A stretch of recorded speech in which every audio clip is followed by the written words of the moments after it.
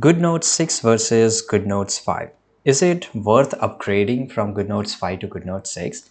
So we are going to talk about this. The release of GoodNotes 6 has sparked discussion about whether existing user of GoodNotes 6 should upgrade or not. So here in this video, I'm going to give you a detailed explanation. Now we will talk about the key differences and new features.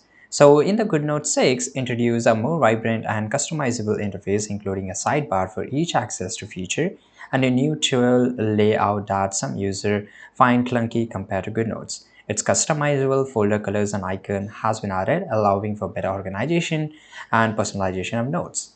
Right, there is also AI integration, pen gestures, interactive exam practice, right, which was not available on GoodNote 5. And even though it was available, but the advancement was not too good as compared to GoodNote 6, right? So a new marketplace allow user to download additional resources through this selection is currently limited right now.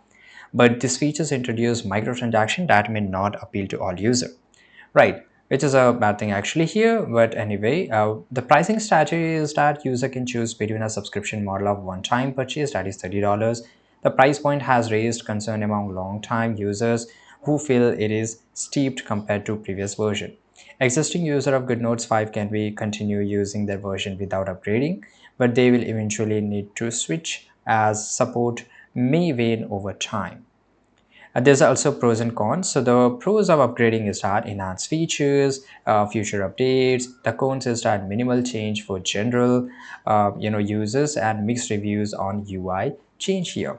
So if you just talk about the conclusion, if you're a student or professional who would benefit from advanced features like AI assistance, enhanced customization, upgrading may be worth it for you guys. However, if you primarily use basic notes taking functionalities, sticking with GoodNote 5 might be a more practical solution.